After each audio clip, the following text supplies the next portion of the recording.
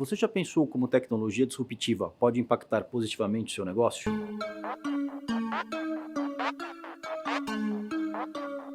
Eu sou Fernando Gamboa, sócio líder de consumo e varejo na KPMG Brasil e América do Sul. Você já ouviu falar em transformação digital do varejo?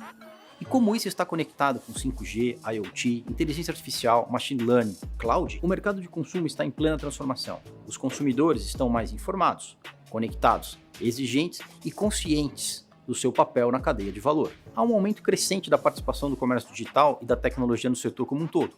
E essa tendência de transformação foi ainda mais acelerada durante a pandemia da Covid-19. Algo que antes era apenas um complemento, hoje é fundamental para a sobrevivência, competitividade e desenvolvimento sustentável das empresas. Mas como essas tecnologias disruptivas podem impactar o meu negócio e se isso vai ser positivo ou não? Tudo isso será intensificado com tecnologia. Por quê? Essa experiência que falamos está totalmente ligada a obter e utilizar informações em tempo real para ajudar em nossa tomada de decisão. Com o 5G viabilizando conexão a sistemas em nuvem, que usam inteligência artificial e machine learning para processar grandes volumes de dados. Uma rede de velocidade elevada torna possível ter respostas imediatas sobre perfil e hábitos de consumo do cliente, nos permitindo criar ofertas e promoções cada vez mais personalizadas que serão entregues onde, quando e como o cliente desejar por uma estratégia responsiva de logística last mile. Tudo isso feito com responsabilidade e ética na utilização de dados dos nossos clientes. E a resposta será a fidelização e uma experiência única por parte dos nossos clientes. Fica claro que atender seu cliente no ambiente digital e adotar estratégia omnichannel passa a ser essencial para ser percebido por este novo consumidor. Para ele, é muito importante ser atendido de forma simultânea nos mais diferentes canais de venda.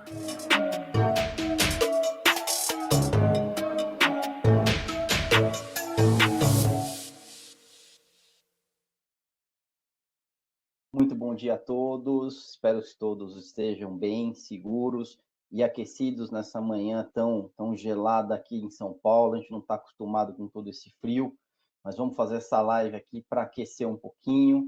Hoje a gente vai ter uma agenda bastante interessante, bastante intensa. Agradeço aqui em nome da KPMG todos que estão conosco para prestigiar essa sessão.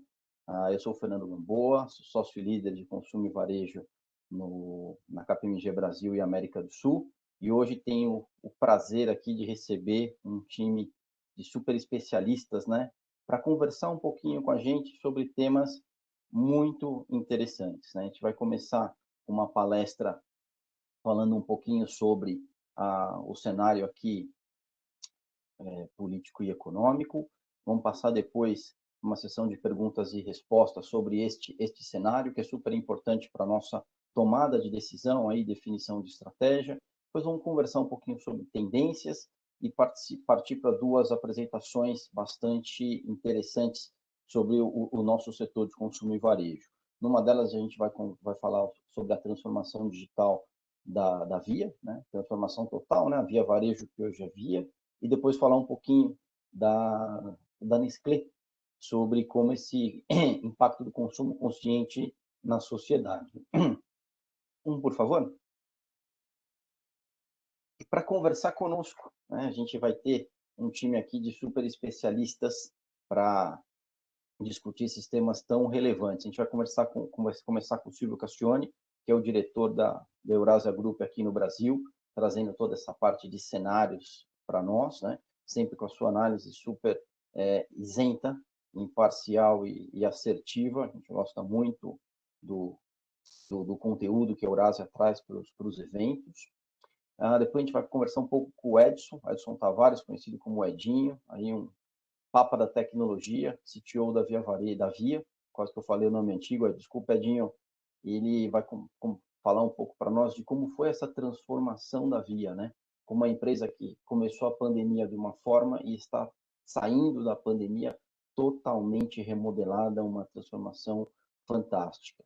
Depois a gente passa por um painel com o Frank Plafalmer, vice-presidente de Marketing, Comunicações e Assuntos Corporativos da Nestlé, trazendo um pouco da parte de consumo consciente e ESG. E nesse bloco me acompanha aqui a minha sócia Neumar Arbex, sócia líder aí de ESG na KPMG Brasil, é uma das pessoas que mais tem trabalhado na KPMG, porque a agenda de ESG está super intensa, o que tem aparecido de coisa é uma enormidade. Ela hoje aqui reservou esse espaço para conversar conosco, vai ser uma conversa muito bacana.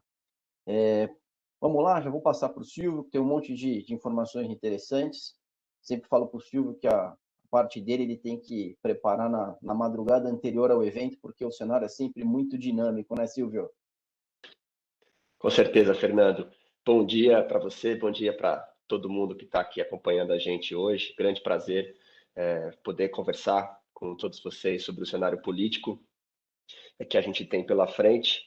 O cenário político para o setor de consumo, varejo, no mundo inteiro, muito definido ainda pela dinâmica da pandemia e como vai ser a saída desses meses, desses anos difíceis que a gente enfrentou, a recuperação da economia em velocidades distintas, a depender de como cada país enfrentou a pandemia. Mas eu vou dedicar um pouco mais do tempo que eu tenho aqui, a gente vai conversar até as 9h30, para falar sobre o Brasil especificamente, e aí as tendências políticas que importam mais para o setor de consumo, varejo aqui no Brasil, para além da pandemia, são alguns velhos conhecidos nossos, né? Para a gente falar sobre como a política pode impactar o consumo, a inflação, o câmbio, algumas variáveis econômicas que importam muito para a tomada de decisão desse setor,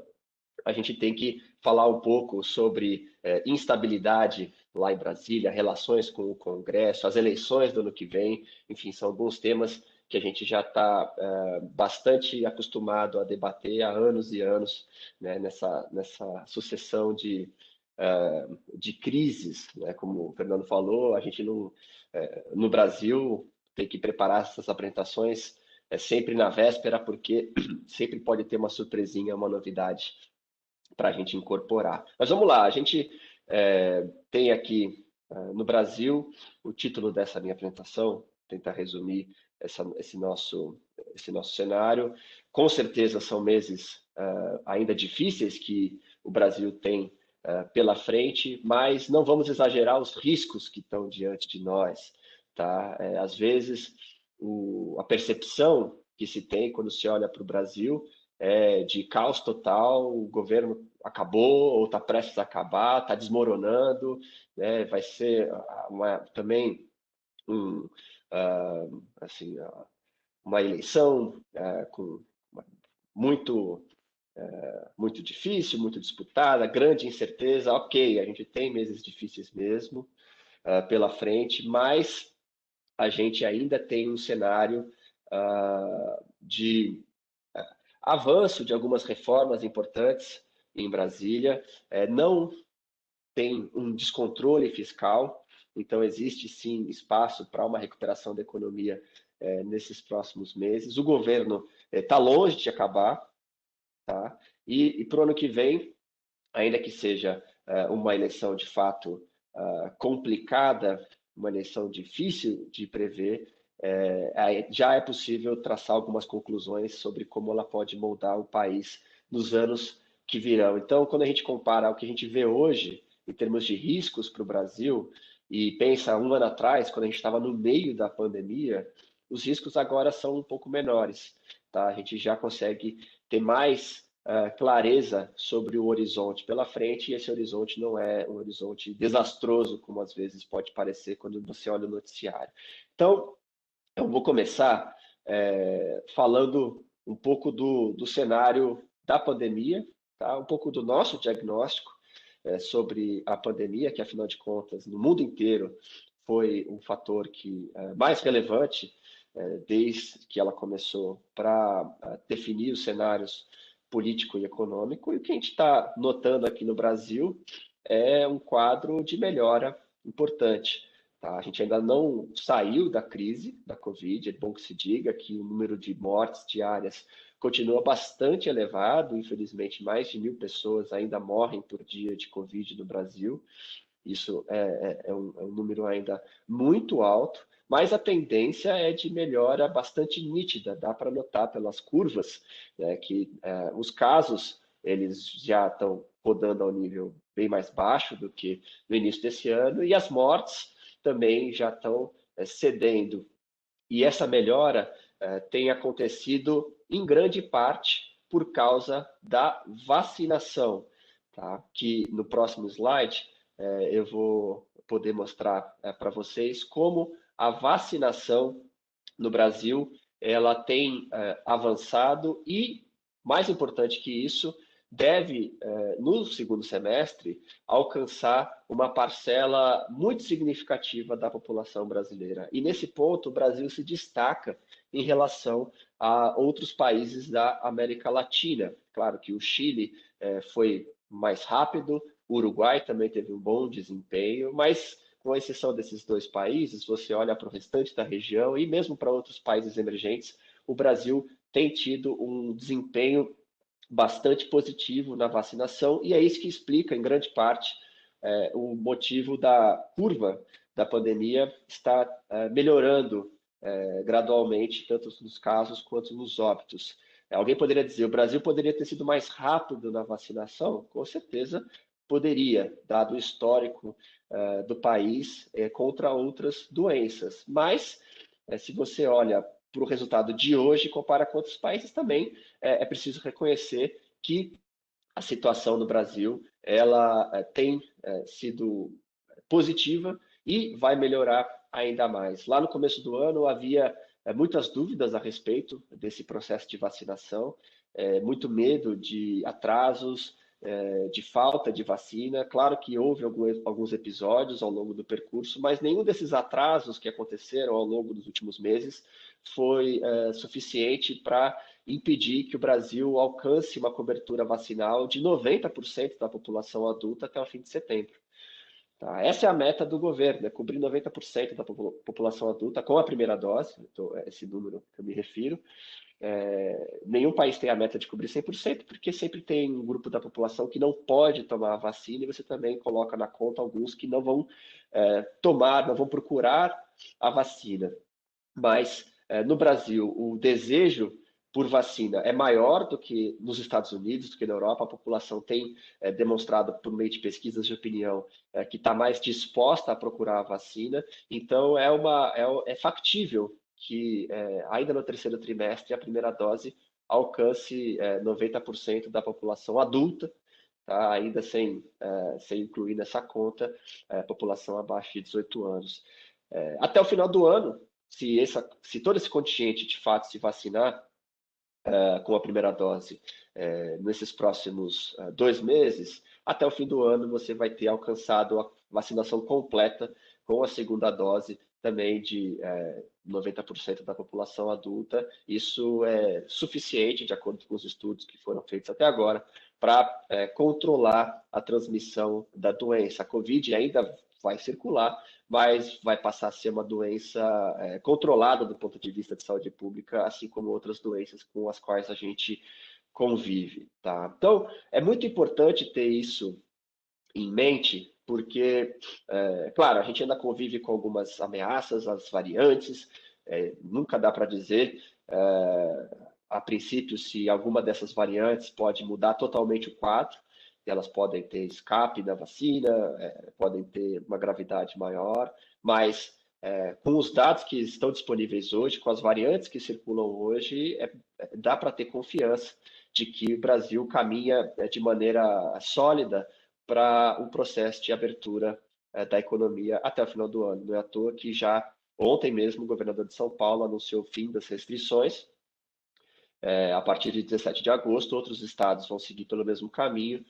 Tá? Então, até o final do ano, a gente vai ter uma economia funcionando sem restrições significativas, e isso ajudando a sustentar uma retomada da atividade bastante relevante. A atividade econômica no Brasil já vem se recuperando a um ritmo bastante forte, e a pandemia não deve ser um impedimento no segundo semestre para que essa recuperação continue. Então, isso posto, né, essa premissa, uma premissa positiva para o quadro político-econômico, vamos falar aqui agora de alguns dos assuntos que a Eurásia é especialista, né? A gente, partindo da premissa que a economia e a pandemia que a pandemia vai permitir a volta da economia, como o cenário político vai se comportar daqui para frente e de que modo isso vai influenciar o setor de varejo e consumo.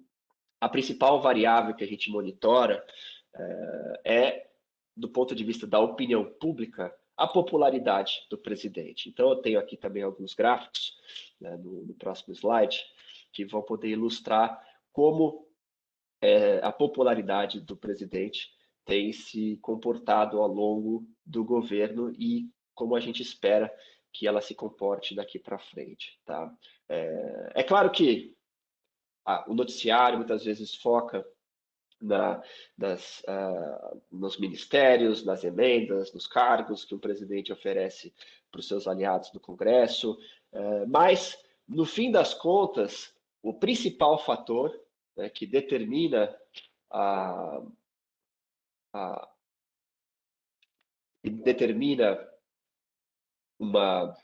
força de um presidente, inclusive para poder manter uma coalizão no Congresso, é a sua popularidade. E quando a gente olha para esse quadro, a gente nota, né, as bolinhas azuis são a taxa de aprovação do presidente, as bolinhas vermelhas mostram a taxa de rejeição do presidente. A gente percebe que... Deixa eu só fazer uma pergunta para vocês. Teve alguma interrupção aqui na minha apresentação? Teve uma oscilação na minha internet? Eu só quero ter certeza de que vocês estão conseguindo me escutar. Está tudo certo? Tudo certo. Perfeito, tá, perfeito. Então, obrigado pela confirmação. Desculpa dar essa paradinha. Mas, então, seguindo aqui, né, o que a gente nota ao olhar para esse quadro? Tá? A gente nota que, de fato, a pandemia teve um impacto muito grande sobre a popularidade do governo. Toda vez que houve uma onda de Covid, você teve um aumento muito forte da rejeição, e nessa segunda onda, esse aumento tem sido mais permanente, digamos assim, mesmo com a melhora do quadro sanitário, a popularidade do presidente não melhorou ainda, e muito em função, na nossa opinião, da CPI e da associação que tem sido feita entre a resposta do governo na pandemia, que é avaliada de forma negativa, e a possibilidade de corrupção ou de ter havido outros malfeitos dentro do governo. Tá? Então, a popularidade tem sido afetada pela pandemia, mas, por outro lado, a taxa de aprovação do presidente Bolsonaro, ela em nenhum momento caiu abaixo dos 30% da população quando você mede numa escala binária, aprova ou desaprova, que é o gráfico da direita. Se você mede numa escala de ótimo, bom, regular, ruim e péssimo, nunca caiu abaixo de 20% do eleitorado. Isso é bastante significativo, porque em muitos outros países da América Latina, os presidentes, mesmo presidentes que não têm uma postura de confronto, como o presidente Bolsonaro tem, presidentes que tentam ter uma postura mais moderada, que tentam falar com todo o seu eleitorado, não só a direita, mas também a esquerda. Muitos outros presidentes teriam inveja dos números do presidente Bolsonaro aqui no Brasil. Na Colômbia, Ivan Duque, no Chile, Sebastião Pinheira, eles convivem com taxas de aprovação mais baixas. Tá? Então, essa aprovação que o presidente continuou a sustentar, ela ainda oferece um capital político bastante relevante para administrar uma coalizão no Congresso e ser competitivo nas eleições de 2022. Se a eleição fosse hoje, com esses números, provavelmente o presidente Bolsonaro perderia a reeleição. O presidente com 30% de aprovação, ele vai ao segundo turno, mas tem dificuldades para vencer o seu oponente. Mas a grande pergunta é o que vai acontecer daqui até 22? Com a economia se recuperando, e a gente vê com o fim da pandemia ainda esse ano, existe um cenário favorável para que isso aconteça, e algumas outras cartas na manga que o presidente tem, a tendência, na nossa opinião, é que a popularidade dele se recupere ao menos um pouco. Não necessariamente volta para os patamares do ano passado, mas pode subir um pouquinho essas bolinhas, vai lá para casa dos 40%, talvez, e nesses números já é uma eleição bem mais equilibrada. Quais são essas cartas na manga que o presidente tem? Elas são bastante importantes para o cenário de consumo e varejo, porque elas passam por um estímulo ao consumo. De fato, o presidente está preocupado com parte dessa queda de popularidade tem a ver com a recessão econômica que veio junto com a Covid.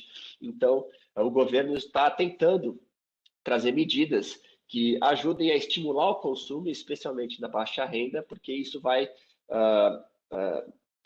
melhorar a sensação de bem-estar do eleitorado. Então, não só a recuperação econômica ajuda aos poucos a fortalecer o mercado de trabalho, mas você tem algumas medidas como, em primeiro lugar, uma reforma do imposto de renda, que vai oferecer um aumento da faixa de isenção do imposto de renda pessoa física. Está sendo muito debatido na imprensa esse imposto de renda, principalmente sob o ângulo das empresas, né, e muitas críticas em relação à carga tributária que empresas de diferentes esportes vão ter, mas está se falando pouco do outro lado dessa reforma, que é o lado mais relevante do ponto de vista político, que é o incentivo à classe média e baixa a consumir mais pelo aumento de renda que eles vão ter com um corte de imposto. Isso é um fator que, na nossa opinião, vai ajudar a levar à aprovação dessa medida. A gente trabalha com uma probabilidade de 65% de aprovação dessa reforma do imposto de renda ainda esse ano, valendo já para o ano que vem. E uma outra medida que o governo trabalha é de fortalecimento do Bolsa Família. Ainda em agosto deve ser enviado ao Congresso uma medida provisória, fazendo um rearranjo das regras do Bolsa Família para, no fim das contas, levar um aumento do valor médio do benefício para próximo de R$300 por família, isso representando um aumento da ordem de 20, 23 bilhões de reais no orçamento total do programa. Então, uma injeção, claro que não é uma injeção sequer parecida com a que foi feita com o auxílio emergencial, né, que foi um volume muito maior de dinheiro, mas é uma injeção permanente de recursos, que já também começaria a partir de novembro desse ano. Tá? Então,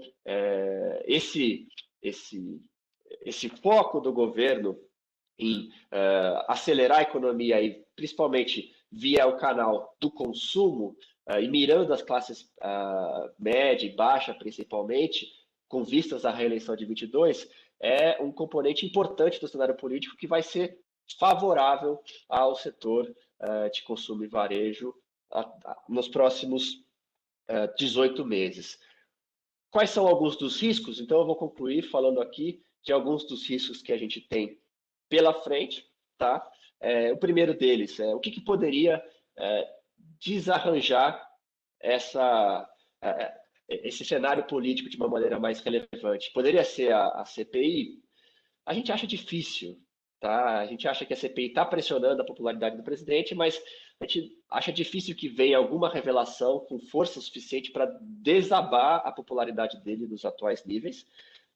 Talvez adie mais a recuperação da popularidade dele, mas que faça o presidente ser rejeitado por 80%, 90% da população, que leve ao impeachment, dificilmente a CPI vai fazer isso. Mas você tem uma crise energética que tem o potencial de levar a um impacto econômico bastante forte. A gente ainda não trabalha com o cenário base de apagões, blackouts, restrição energética nesse ano, mas o risco existe e muito em função do regime de chuvas.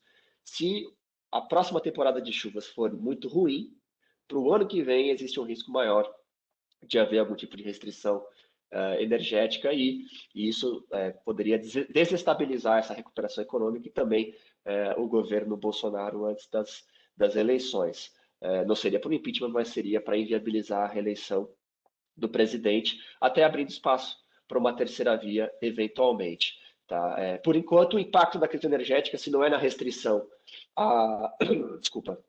na restrição à oferta de energia de fato, é pelo canal de preços. A inflação ela já tem subido por causa dessa crise energética, não a ponto de inviabilizar esses programas sociais que o governo vai aumentar ou de inviabilizar as medidas de estímulo ao consumo, mas elas atrapalham um pouquinho, né? A inflação maior vai acabar comendo um pouco do aumento de renda que essa população mais pobre vai ter com a recuperação da economia e as medidas do governo.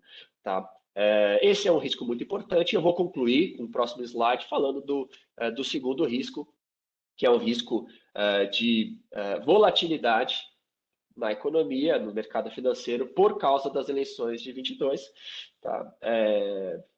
Então, ok, para esse ano a pandemia está saindo do radar, o governo está pondo na mesa uma série de medidas importantes para recuperar a popularidade que vão dar uma injeção na capacidade de consumo da população. Tudo bem, mas ano que vem tem uma eleição disputada e uma eleição com pouco espaço para a terceira via concorrer contra Bolsonaro e Lula, na nossa opinião, é uma eleição bastante polarizada.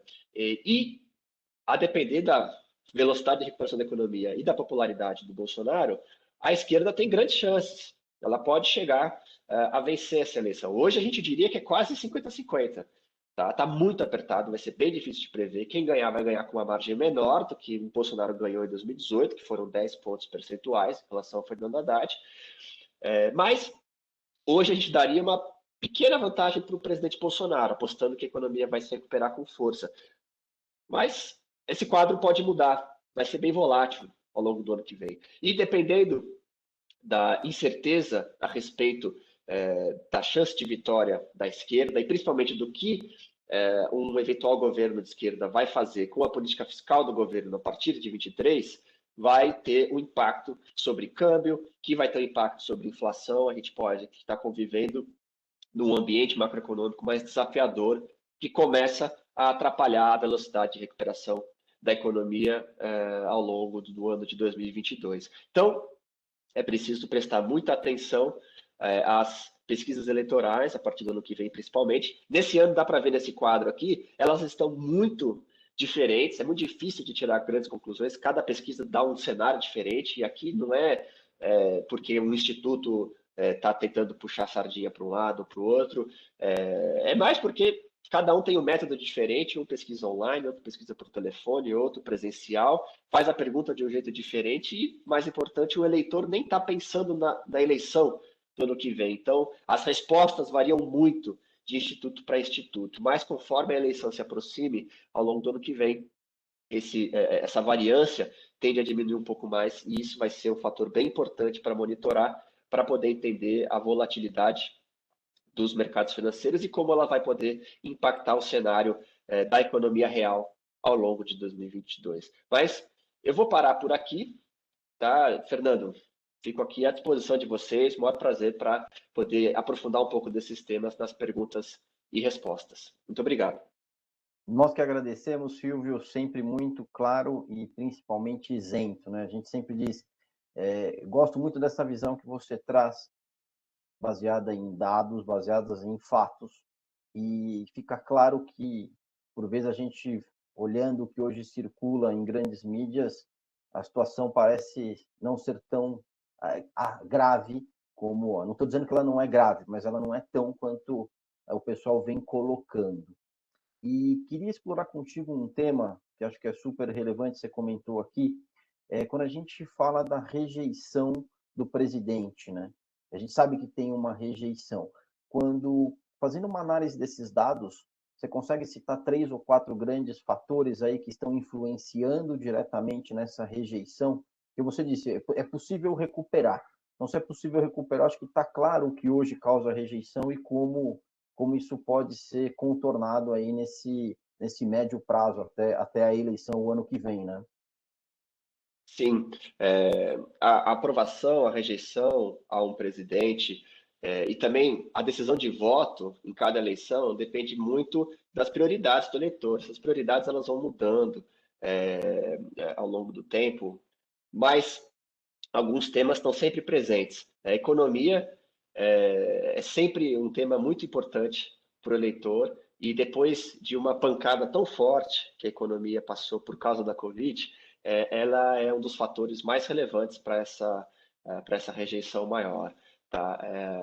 Ok, o presidente tentou se blindar um pouco desse impacto, patrocinando o auxílio emergencial mais robusto, mas que já acabou. Também tentando jogar a culpa pelo fechamento da economia em governadores, prefeitos, tentando se isentar dessa decisão. Mas o fato é que se as pessoas estão desempregadas, estão com uma renda menor, a inflação está alta, a inflação do gás, a inflação da gasolina, tem uma insatisfação latente e isso respinga no presidente. Tá? A taxa de pobreza no Brasil caiu muito ano passado por causa do auxílio emergencial, ela disparou esse ano. Então, isso tem afetado a popularidade do presidente Bolsonaro, mas é um fator que, com a retomada da economia, claro, a gente não vai chegar no ano que vem num ambiente assim, que vai reverter toda a perda de massa salarial e de mercado de trabalho para as camadas mais pobres. Mas a tendência vai ser bem positiva, então vai começar a gerar uma sensação de maior otimismo, isso vai ajudar a popularidade dele a aumentar. O segundo fator é a resposta do presidente à pandemia, tá? Isso daqui pegou muito, e aqui não tem muito como ele reverter daqui para frente. Ele tentou pegar o discurso de que está trazendo as vacinas para o Brasil, que o governo federal, no fim das contas, é o responsável por acelerar essa vacinação e garantir uma vacinação completa esse ano. Mas, ainda mais com a CPI, esse discurso dificilmente vai ser revertido. Mas qual que é a vantagem para o presidente? Esse passivo dele vai ficando um pouco menos importante conforme o tempo vai passando. As pessoas não vão esquecer em um ano do papel do presidente na resposta à pandemia, mas elas não vão estar convivendo com isso todo dia. Então, pode ajudar a diminuir um pouquinho a rejeição dele quando chegar lá mais perto da eleição. E, por fim, corrupção. Tá? É um tema bem importante para o eleitorado. Foi muito importante em 2018, é um tema um pouco menos saliente hoje. A CPI está colocando mais pressão sobre o governo nesse quesito. As alianças com os partidos de centro também colocam um ponto de interrogação na cabeça do eleitor sobre esse ponto aqui. Mas o fato é que até agora não teve nada que colou direto no presidente. E quando chegar mais perto da eleição, também a CPI já vai ser coisa do passado, vai ter outros candidatos, tá? E se for para o segundo turno contra o Lula, o PT, que também tem passivos nesse lado da corrupção. Tá? Então, é um terreno que o presidente pode não estar jogando com a mesma desenvoltura do que em 2018, mas diante dos adversários que ele vai ter, ele também vai conseguir trazer alguns dos eleitores para o seu lado, mobilizando o argumento de que é um governo com menos corrupção do que já foi no passado. Muito bacana, Silvio. E agora, deixa eu fazer a minha pergunta aqui em função do que você respondeu. A gente tem visto, você falou, o que vai definir aí é o tema economia, é o que vai chegar lá na frente, é o que vai ser o principal impulsionador ou não dessa reeleição. Sendo economia o principal tema, a gente não deveria estar prestigiando mais o ministro da Economia, porque parece que a gente vê um esvaziamento da pasta e até uma despriorização de alguns temas, ele está sempre no olho da tempestade. Não seria a hora de dar mais uma prestigiada no ministro, avançar com uma agenda positiva, como vem avançando com privatizações e tudo mais, e dar destaque a isso, que é o que vai fazer essa roda girar? E para nós aqui de consumo e varejo é super importante que essa roda gire, porque o varejo é o primeiro a sofrer o impacto e o último a se recuperar nessas crises, né? Uhum. Olha, acho que a minha resposta é que o próprio Ministério da Economia e o ministro Paulo Guedes entendem que o governo, numa situação de tamanha pressão, precisa ser pragmático do ponto de vista político para manter a sua sustentação. Então, algumas medidas, algumas reformas que são mais impopulares e que geram menos dividendos de curto prazo para a economia, elas ficam um pouco para trás, e o próprio Ministério não está comprando tantas brigas, tipo reforma administrativa, por exemplo. Ela é uma sinalização importante para o mercado, seria bom que fosse aprovada, na opinião do pessoal do Ministério, mas será que vale comprar essa briga com o presidente e acabar forçando a saída da equipe econômica, já que ela não vai trazer um retorno ao crescimento tão imediato? Provavelmente não, né? Precisa fazer um rearranjo com as forças no Congresso e está precisando ceder algum ministério. Será que vale comprar uma briga imensa para manter a pasta do trabalho? ou não vale fechar um acordo, tudo bem, a gente cede, mas os secretários embaixo, as políticas vão ser as mesmas e a gente vai continuar ditando as regras a partir daqui da economia. Então, o Ministério tem tido um jogo de cintura e o presidente não tem também passado um rolo compressor em cima do Ministério. Eles têm sentado na mesa, de maneira bem franca, negociado os parâmetros da política econômica para garantir o avanço das reformas que o Paulo Guedes tem defendido, mas, ao mesmo tempo, diante da prioridade de garantir a reeleição, de garantir retomada da economia, retomada de renda e um ambiente favorável para a reeleição, onde, no segundo mandato, você continua avançando em reformas. Então, privatização da Eletrobras foi aprovada, eles vão tentar a privatização dos Correios no segundo semestre, a gente acha que eles aprovam. Como eu falei, política econômica, reforma tributária, eles ainda vão tentar a reforma do IVA, tá? Mas eles passaram a priorizar qual? A do imposto de renda. Por quê? Bom, por uma série de motivos, mas um deles por causa da injeção de renda que vai beneficiar consumo. Tá? Então foi uma decisão de política econômica, mas que tinha também a visão do palácio por trás. O Bolsa Família, eles vão cumprir com o requisito da equipe econômica. Não pode estourar o teto de gasto. Mas do que couber dentro do teto de gasto, vamos colocar o máximo possível no Bolsa Família. Entendeu? Então, aqui, de novo, o noticiário às vezes é um pouco exagerado. O fato do Ministério estar tendo que ceder um pouco, não é totalmente autônomo e não está ali para fazer uma agenda completamente independente da política, também não significa que a ala política está atropelando o Ministério e ignorando totalmente as prioridades do Paulo Guedes. Perfeito. Silvio, muitíssimo obrigado, acho que foi muito esclarecedor. Eu recebi aqui vários elogios, de novo, pela isenção e imparcialidade, acho que isso é o que a gente precisa para ter claridade aí na construção dos cenários. Muito obrigado aí pela apresentação e por toda a parceria do Eurásia com a KPMG aqui em toda a América do Sul. Muito obrigado. Eu que agradeço. Até mais. Obrigado, Silvio. Dando continuidade à nossa agenda, a gente vai falar um pouquinho agora sobre tendências, mas eu não vou falar de todas as tendências, como geralmente a gente faz, vou focar em dois pontos aqui, que vão ser meio que um gancho para os nossos convidados especiais que falam em seguida. O próximo, por favor, Marcelo. Queria começar falando um pouquinho da nossa pesquisa. Isso aqui é um dado que a gente trouxe do nosso CEO Outlook.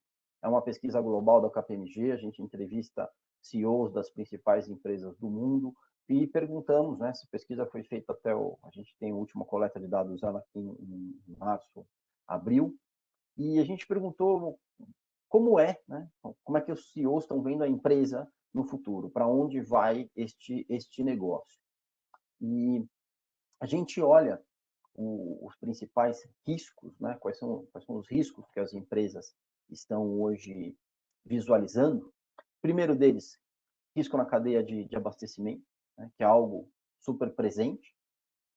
Exatamente a falta de matéria-prima que a gente começou a ver, a necessidade de desenvolver os fornecedores locais, risco operacional e fiscal, risco ambiental, né? Diretamente aqui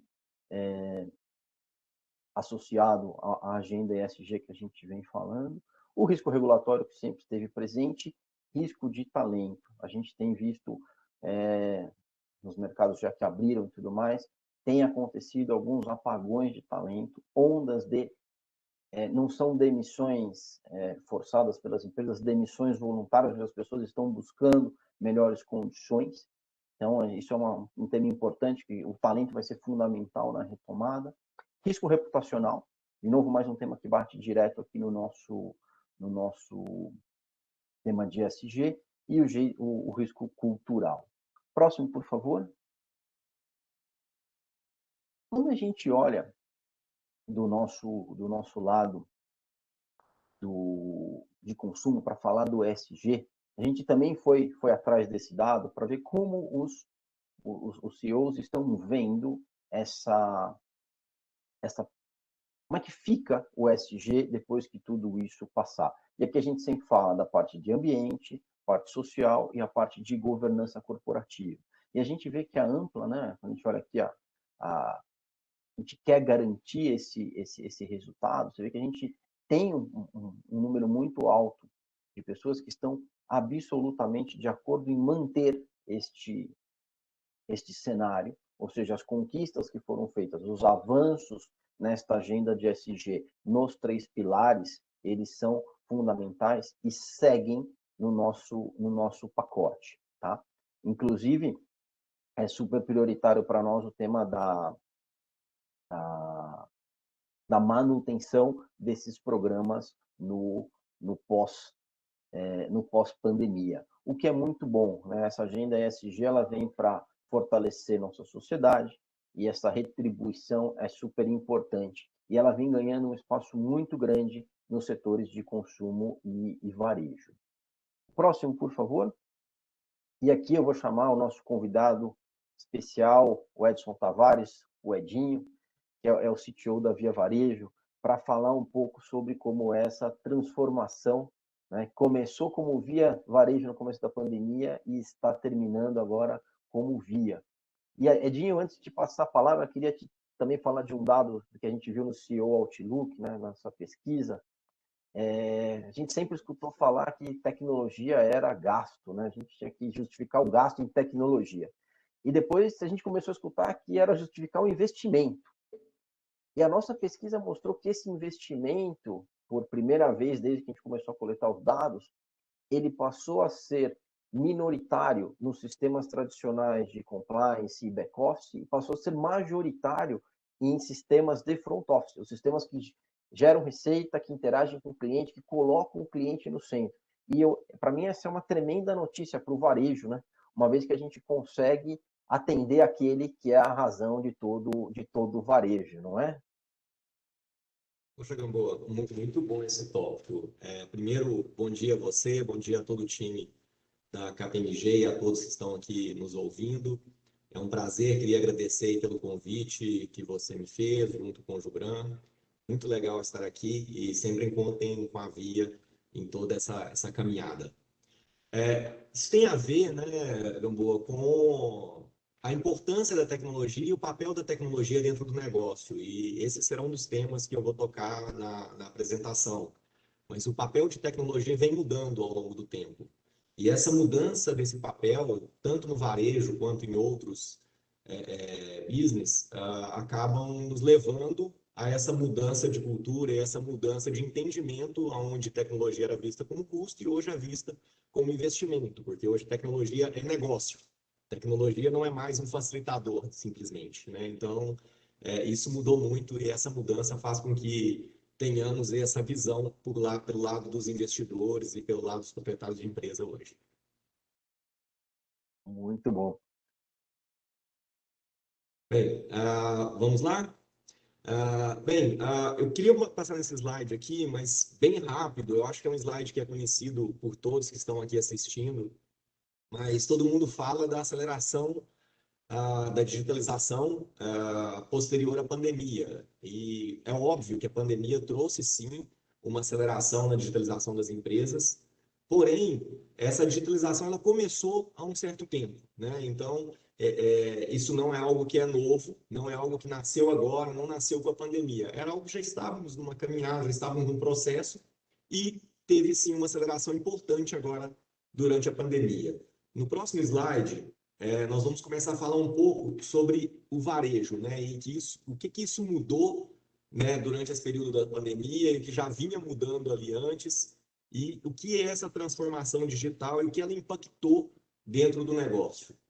No próximo slide, por gentileza, nós conseguimos visualizar aqui o crescimento, principalmente quando se fala de plataformas digitais e a penetração dessa venda digital dentro do e-commerce, dentro dos negócios de varejo. Nós podemos observar ali de 2001 até 2019 um crescimento forte, um crescimento exponencial, um crescimento importante. E no ano de 2020 nós tivemos uma aceleração que foi devida a essa questão de comportamento de compra, né? Onde nós, infelizmente, pela questão da pandemia, tivemos baixa em investimentos, né, em gastos do consumidor em alguns setores e houve uma migração para esse mundo online, tá? E 2021 isso se permanece, né? Até com uma tendência de ser um pouco maior aí do que 2020. No próximo slide, vou comentar com vocês aqui um pouco do que nós estamos fazendo na Via E eu trouxe aqui apenas alguns tópicos de alguns projetos que a gente vem mudando e vem colocando dentro do jogo, né? Eu acho que esse slide aqui daria para poder fazer talvez 15 ou 20 slides e tomaria todo o tempo falando de tudo que nós fizemos. Então, eu pincelei alguns casos aqui que eu considero que são importantes, não mais do que alguns outros, mas apenas como um exemplo para que todos tenham a noção da importância da digitalização. E quando a gente fala de digitalização, muitas pessoas ligam isso à tecnologia, e na minha opinião é um erro. A digitalização ela não é única e exclusiva de tecnologia. A tecnologia é um hub que conecta a transformação digital, né, a digitalização, aos seus colaboradores como um todo, aos seus clientes, enfim, a todo o ecossistema. Né? A tecnologia é só um meio aonde isso tudo acontece, mas ela não é o fim. Né? A digitalização é muito maior e ela tem que partir dentro das empresas, não só dentro de tecnologia, não só impulsionada por tecnologia. A empresa inteira tem que entender que a digitalização são todos nós, e não apenas uma única área. Tá? Falando um pouco sobre isso, né, hoje nós temos 20 mil vendedores operando de forma online. Se voltarmos aí falando um pouquinho de pandemia e o que isso impactou, quando no início da pandemia ali, todos nós presenciamos, né, o fechamento de várias lojas, tivemos momentos aí que praticamente todas as lojas estavam fechadas no Brasil. E deparamos numa situação onde falamos, poxa, eu tinha um mundo físico ali com 20 mil vendedores, e agora? Como vai ser? Naquele momento, nós fizemos um programa que chama Me Chama no Zap, e esse sistema, Me Chama no Zap, inclusive, foi um case mundial do Facebook, né, com relação a essa ferramenta e a esse método de tratar com o consumidor e com os nossos colaboradores, onde nós viramos todos os nossos colaboradores para uma plataforma digital, onde ele poderia manter o contato com o cliente, mesmo o cliente não estando presencial e mesmo a loja não estando aberta. E muitas vezes as pessoas, né, no dia a dia falam, poxa, mas um investimento muito grande, um investimento em tecnologia, a pandemia vai passar. O que vai acontecer? Nós acabamos de ver uma apresentação agora e falando sobre a mudança no comportamento. Ouvimos agora dizer que o Dória está liberando a abertura de todo o comércio, né, deixando tudo 100% aberto. E mesmo com as aberturas de loja, mesmo com a vida voltando aí ao normal, nós mantemos a mesma participação de vendas no modelo online para esses vendedores. Então, isso trouxe para nós um incremento de vendas e, além disso, trouxe para nós um novo método de falar com o nosso consumidor. E isso foi muito importante. E aí, muitas pessoas ficam assim, poxa, então, a partir do momento no qual, né, nós tivemos incremento de venda, pode voltar, por gentileza, isso.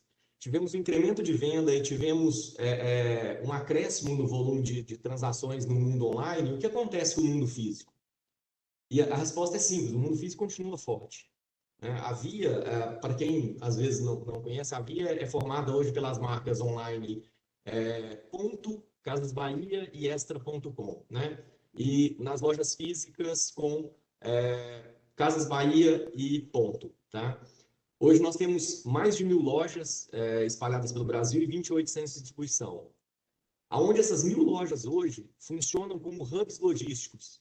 Então, a importância desse ponto logístico próximo ao nosso cliente nos permite hoje a termos mais de 10% das entregas em same-day, isso feito em 60 cidades, e nós iremos expandir isso para 100% do nosso parque de lojas. Nós temos 35% das entregas sendo feitas em até 24 horas e 300 mil parceiros de entregas em última milha. Todo esse ecossistema acaba proporcionando um elo omnichannel, onde a loja física ela se torna um phygital, e isso falando com todo o nosso sistema online. Então, o cliente hoje, quando ele navega nas estruturas, ele não tem diferença entre um e outro. Né? Então, a gente fala de digitalização, a gente está falando ali, poxa, temos 20 mil vendedores vendendo produtos online, temos uma participação de vendas da loja física em mais de 20% sendo feita por venda online. Utilizamos todas as nossas lojas como um hub para estar mais próximo do nosso cliente e conseguir entregar muito mais rápido para esse cara. E nós não estamos falando aqui apenas dos grandes centros, nós estamos falando de todo o Brasil, são mais de 1.000 lojas espalhadas, e isso é fundamental para a nossa estratégia de negócio e de transformação digital.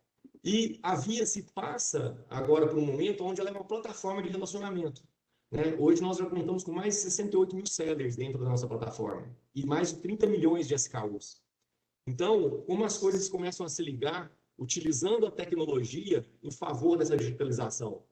Nós temos hoje um cenário onde nós temos o vendedor sendo um impulsionador da venda online, contando com a venda dos produtos que são produtos adquiridos nossos, no modelo de 1P, onde nós compramos e vendemos o produto, mas dentro da nossa plataforma nós somos apenas mais um seller, dentre 68 mil sellers. Então, o nosso vendedor ele vende muito mais do que os produtos que nós comercializamos com compra e venda nossa.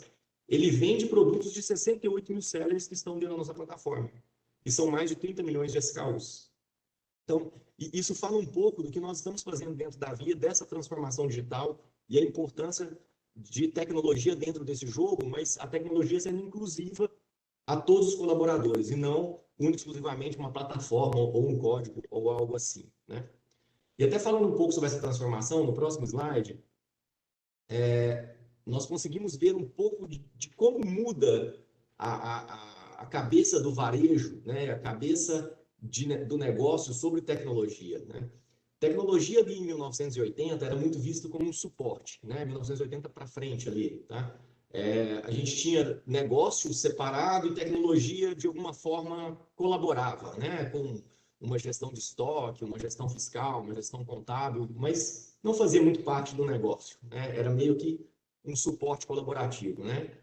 Depois, nos anos 90 para frente, ela começa a mudar e começa a ser mais colaborativa e menos suporte, trazendo agilidade nos processos, transformando os modelos de trabalho. E de 2010 em diante, começa a ser enxergado aí sim como um diferencial.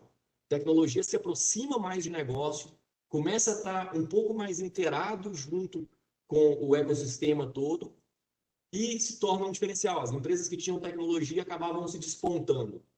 E de 2020 em diante, tecnologia virou core. Tecnologia hoje em dia não é mais uma área ou algo separado do negócio, né? Na grande maioria das empresas hoje, tecnologia é o core, tecnologia é o negócio, né? E isso é importante de ser entendido, porque quanto mais o tempo passar, indiferente do negócio, indiferente do tipo de varejo que você está, ou indiferente do tipo de ramo de atuação, vai se tornar mais comum. Porque essa geração nova que está surgindo agora, ela já sai digitalizada, ela já nasce digitalizada. Então, a importância de você ter um contato com essa pessoa e entender como esse consumidor funciona e como esse consumidor do futuro vai funcionar é fundamental. E a melhor forma de comunicação com ele será, obviamente, os meios digitais, sendo eles exclusivamente através de plataformas, utilizando celulares, ou utilizando tablets, ou utilizando computadores, ou até mesmo no mundo físico. Ele vai se comunicar dentro do mundo físico utilizando tecnologia como core. Bem, no próximo slide a gente vai falar um pouquinho de, poxa, como nós fazemos isso, né? A gente está falando aqui de inovação, falando de tecnologia, e quando a gente fala isso, as pessoas tendem a entender que é comprar um software, que é desenvolver um software, e na verdade, esse é só o fim, né? O que faz isso tudo acontecer são pessoas, tá? E no próximo slide eu vou mostrar um pouco do que está acontecendo nesse mercado quando nós falamos de tecnologia. Se nós olharmos a maior parte das reportagens que nós temos hoje, o cenário no qual nós encontramos, os profissionais em tecnologia estão escassos. Nós produzimos muito menos capacidade de mão de obra em tecnologia do que nós temos capacidade de absorção. O mercado hoje está muito aquecido e as empresas estão enxergando tecnologia como negócio e isso está gerando uma necessidade de investimento, uma necessidade de mudança, uma necessidade de transformação digital, só que nós temos poucos profissionais disponíveis dentro do mercado para atender toda essa demanda. E nos próximos slides eu vou falar um pouco do que nós estamos fazendo dentro da Via para essa transformação, né? Aonde nós temos que ligar tanto a questão econômica dentro do contexto como um todo, mas a questão de propósito, a questão dos profissionais se sentirem agregados dentro do negócio. No final de 2019, na Via, nós contávamos com 900 headcounts em tecnologia. Agora, em 2021, nós vamos terminar o ano com 2.700 headcounts. Isso mostra essa grande transformação, inclusive que o Gamboa comentou, aonde tecnologia vem se tornando parte do negócio e casa muito com como eu mostrei agora há pouco no slide anterior, dessa transformação, onde a tecnologia vem se tornando parte do negócio. E tem alguns pontos aqui que eu considero extremamente importantes, porque quando a gente fala desse crescimento como um todo, eu acho que um dos objetivos de estar aqui é passar um pouco dessa experiência de como foi fazer essa transformação e o maior desafio dentro desse jogo é como fazer essas pessoas que estão trabalhando juntas agora e esse maior investimento que é feito em tecnologia ser revertido em ações que tragam resultado para o negócio. E quando a gente fala desse crescimento em tecnologia, desse crescimento nessa transformação digital, a entrada de novos profissionais é fundamental. E dentro dessa entrada de novos profissionais, você ganhar escala com os profissionais que você tem, você produzir mais com os profissionais que você tem, e além disso, os novos profissionais que entrarem, aderirem à cultura e começarem a produzir o mais breve possível, né, transformando esse custo em investimento, é importante criar métodos e criar metodologias de absorção de conhecimento rápido. Para isso, na Via, nós criamos alguns modelos de treinamento para acelerar o processo de absorção desses profissionais, né? E nós criamos processos de gamificação, onde esses profissionais de tecnologia que tem hoje também são profissionais de tecnologias diferentes dos profissionais de tecnologia de quando nós falamos nos anos 90, dos anos 2000. São profissionais que são movidos por outras ambições, né? Eles são movidos por querer enxergar e querer visualizar aquilo que eles construíram, eles têm orgulho daquilo que eles fizeram. Então, você conseguir construir um modelo de treinamento que esse profissional se sinta bem acolhido dentro da sua empresa e o mais rápido possível, e ele consiga produzir o mais rápido possível, e ao mesmo tempo que exista algo num processo de gamificação aonde ele se sinta reconhecido, é fundamental. Bem, no próximo slide, eu vou falar um pouco sobre os pilares aí dentro de tecnologia, né, que são pontos que nós não podemos, dentro dessa transformação, deixar de lado. Se nós simplesmente investimos em tecnologia, colocando profissionais e não criando processos para que isso aconteça da melhor forma, nós não teremos resultados satisfatórios. Para isso, trabalharmos no modelo ágil é extremamente importante. Qualidade da engenharia, né? Não adianta nós produzirmos muitas coisas e no final do dia a gente não conseguir ter um nível de qualidade, excelência que o consumidor espera. A produtização é fundamental, né? Hoje em dia, o conceito de monolito ele vem morrendo ao longo do tempo e o conceito de microserviço ele vem expandindo, crescendo e ele é a tendência e é o caminho único que nós temos que trabalhar. E para isso, o conceito de tecnologia, estar trabalhando com produto é fundamental. Então, o profissional de tecnologia hoje que está na empresa, ele tem que entender do negócio. Você tem que conseguir aproximar o seu profissional de tecnologia do que o seu negócio espera no final, para que ele entenda completamente o resultado final esperado e ajude nesse processo de transformação.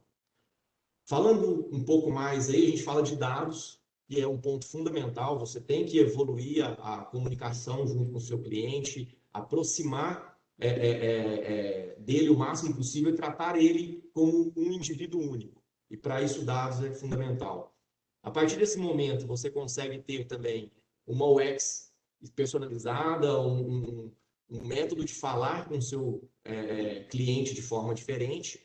A infraestrutura em nuvem, cloud, é o futuro, não tem outro caminho, é um ponto onde a gente tem que buscar muito forte por questões até mesmo de escala, né? A gestão de tecnologia e engenharia de software também são bem fortes. Eu acho que esse slide aqui daria para poder falar muito mais do que algumas horas, entrando em alguns detalhes, até é um dos slides dos quais eu sou mais apaixonado junto com pessoas, né? Mas o tempo é curto e no próximo slide aqui, só para dar uma pincelada rápida e já concluindo, para não estourar muito tempo, e é um ponto que eu não posso deixar de comentar. Quando a gente olha aquelas 3 primeiras bolinhas ali, dentro desse slide, onde a gente fala de microserviços, a gente tem ali novo desenvolvimento, evoluir um produto existente e aposentar algo que é existente. Isso daqui é um tema muito sério. Porque muitas empresas acabam falando, poxa, mas eu já investi tantos milhões de reais num software que eu tenho aqui, e agora você está me dizendo que eu tenho que jogar ele fora porque o conceito é um microserviço e eu tenho que fazer isso? Tem. Quanto mais tempo você continuar com um legado no qual ele é um peso para você e não algo que gera um valor dentro do seu negócio, você está dificultando mais a sua transformação digital, né? Então, nós temos hoje, eu divido muito claro, sempre que tem uma necessidade de transformação ou uma necessidade de inovação, nesses 3 tópicos, né? Eu tenho que fazer algo novo, ou eu tenho que evoluir uma coisa que é existente, que eu já tenho ali dentro de casa, ou às vezes eu tenho alguma coisa dentro de casa que eu tenho que abandonar, né? E eu tenho que realmente criar um novo conceito, um novo modelo e partir para uma nova jornada, tá? Então, se puder deixar um recado aqui também, eu acho que é importante você sempre separar dentro do framework de sistemas que você tem dentro de casa, aquele sistema que você vai desenvolver coisa nova, aquele sistema que você vai continuar evoluindo uma coisa que tem dentro dele, e aquele sistema que você tem que aposentar e começar muito rápido um processo para você conseguir fazer essa transformação. Bem, Gambo, eu acho que eu estourei um pouquinho o tempo, peço desculpas aqui, mas o tema é bem quente e até terminar com esse slide aqui, né? Falando um pouquinho pessoas, microserviços e dados, né? São os pontos aí fundamentais em cima quando a gente fala de tecnologia junto com essa transformação digital.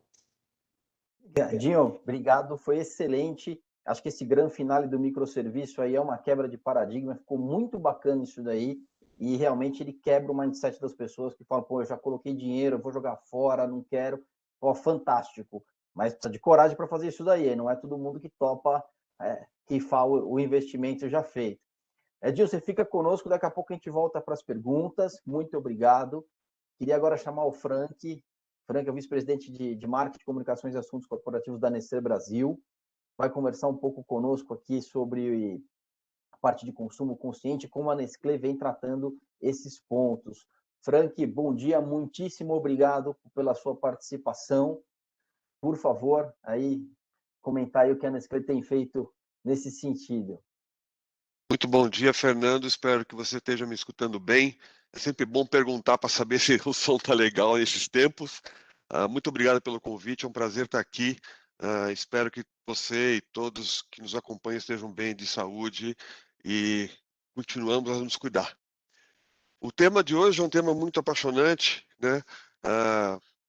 Alguns chamam de uma estratégia de ESG, mas muito antes de aparecer esse termo, a gente chamava internamente de Nestlé na sociedade, chamávamos de como a gente pode criar e compartilhar valor com a sociedade. E uma coisa que eu não preciso dizer para ninguém, provar, é o impacto que isso tem hoje no consumo. Eu vou me focar muito no que a gente tem feito e cases muito práticos para que gere, de repente, alguma conversa e vou tentar terminar isso em 15 minutos, vamos ver se consigo. Tem alguns vídeos, espero que os vídeos também funcionem. Por favor, o próximo slide. Do jeito que a gente tem a gente tem a governança de todos os nossos projetos, e nós estamos falando aqui de mais de 500 projetos, nós organizamos projetos que estão focados para indivíduos e famílias, projetos que estão focados para as nossas comunidades e para o planeta. Quando a gente fala de indivíduos e famílias, aí vale tudo que tem a ver com a nutrição e programas que falam de nutrição, né? Inclusive com interferência direto nos produtos que a gente lança no mercado. Aqui vocês estão vendo um exemplo de ninho, origem vegetal, é um leite de origem vegetal. No caso das comunidades, desde sempre nós estamos completando 100 anos no Brasil, sempre o nosso objetivo é de fomentar a cadeia de ingredientes, né, e de insumos para recebermos dessa cadeia o melhor produto possível, da melhor qualidade possível, ao mesmo tempo que a gente está cuidando dessa comunidade, nós estamos pagando premium pelos insumos que a gente recebe, e obviamente que nesse pilar aqui a gente fala muito, não só disso, mas de muitas outras coisas, como renda familiar, empregabilidade de jovem, todo o tema de fornecimento da cadeia de uma maneira responsável. Falamos também de circularidade, diversidade e inclusão. Quando a gente vai para o planeta, Obviamente que aqui temos vários programas, desde as nossas fábricas, mas também passando de maneira transversal por toda a companhia, de gestão de plástico de água, todo o tema de desperdício de alimentos, mudança climática, reflorestamento, energia renovável, agricultura regenerativa e bioeconomia. No próximo slide, por favor, Márcia, são os casos que eu vou trazer e vou tentar, de maneira bastante objetiva, trazer para vocês a nossa atuação. No que está em amarelo, onde esses exemplos que eu estou trazendo aqui, são 5, vai acabar tocando, ou seja, a empregabilidade de jovens, no tema de renda familiar, empoderamento feminino com moça na cadeia de valor, circularidade, um foco aqui no planeta em gestão de plástico e água, reflorestamento e energia renovável. No próximo slide, por favor, a ideia é que a Nestlé, que é uma empresa muito grande, que tem 14 unidades de negócio, a gente toca 21 categorias de negócio, nem sempre a marca corporativa ela é protagonista. Muitas vezes, vocês vão ver um exemplo que a marca corporativa Nestlé é protagonista, mas vocês vão ver também exemplos que as marcas que os consumidores têm em casa também tocam esse assunto. Então, no próximo slide, e começando a dividir com vocês alguns dos cases, isso é muito recente, né? Nós estamos comemorando os 100 anos e Leite Moça tirou a camponesa da lata pela primeira vez em 100 anos, e vocês podem ver já aqui na figura embaixo que nós trouxemos aqui uma homenagem às pessoas que usam o nosso produto como fonte de geração de renda para suas famílias, né? No próximo slide, vocês vão poder ver um pouquinho mais das execuções que nós estamos fazendo, ou seja, aqui realmente são pessoas reais que foram desenhadas e estão tomando agora o protagonismo das nossas latas, e nas nossas redes sociais vocês já começam a ver as histórias escolhemos, obviamente, a dedo as histórias das pessoas, né, que fazem da sua atividade de criar doces e vender doces uma inspiração para essas histórias. A gente chama elas de moceiras, elas se intitulam de moceiras. E no próximo slide temos um vídeo que está apresentado pela Regina Casé, que é a nossa porta-voz dos 100 anos, contando a história de uma delas para você entender a dimensão dessa colaboração. Por favor, vamos passar o vídeo. Nestlé 100 anos apresenta Uma Doce História, por Moça. Se tem uma coisa que eu gosto tanto quanto um docinho, é me deliciar com uma boa história. E nos 100 anos de Moça, o que não faltam são histórias inspiradoras e emocionantes para a gente saborear. Histórias de mulheres que encontraram no empreendedorismo a oportunidade de dar a volta por cima e realizar seus sonhos. Mulheres que sustentam suas famílias fazendo doces. Moça tem um orgulho danado de fazer parte da vida dessas doceiras, que gostam mesmo de serem chamadas de moceiras. Afinal, confiaram a vida toda em moça para fazer suas receitas darem certo, né? Oi, tia Bena! Oi, Regina! Regina, minha história é uma história inspiradora. 20 anos atrás, eu perdi meu emprego, meu esposo também, ficamos sem trabalho um tempo. E aí eu fiquei procurando alguma coisa para fazer. Não achei nada. Aí um dia sentei no sofá, fui fazer um curso que era do pão de mel, porque era o doce da época. Fui comprar as coisas, mas aí eu não tinha dinheiro para mim comprar. E aí peguei um dinheiro emprestado, comprei os ingredientes, mas a forminha eu não tinha como comprar. E aí eu tinha em casa o Moça. Eu peguei, fiz o doce de leite para rechear os pães de mel e usei a latinha como forma. E foi assim, aí eu pedia para as vizinhas, para a família e juntando as latinhas para mim. Foi assim que eu comecei. E como tudo que é bom pode ficar ainda mais doce. Hoje eu tenho uma rede de quiosque em shopping, tenho uma fábrica que eu faço. Hoje já faço outras coisas, faço bolo, faço salgados, faço docinhos. Apostei na confeitaria e deu bem legal. Que delícia, tia Bena. Olha, o momento não tá fácil para muita gente, mas eu sei que muitas mulheres vão ouvir a sua história e se sentir inspiradas para começar o seu próprio negócio, para dar a volta por cima e até mesmo se tornar uma empresária de sucesso como a senhora. Mas agora vem cá, me conta uma coisa, esse pão de mel, vou provar ou não vou? Sai ou não sai? Sai, o seu já tá prontinho. Posso?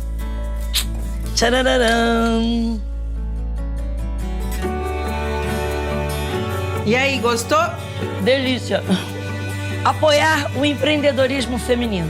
É assim que Moça está alimentando um futuro melhor. Moça é da Nestlé e Nestlé é do Brasil há 100 anos.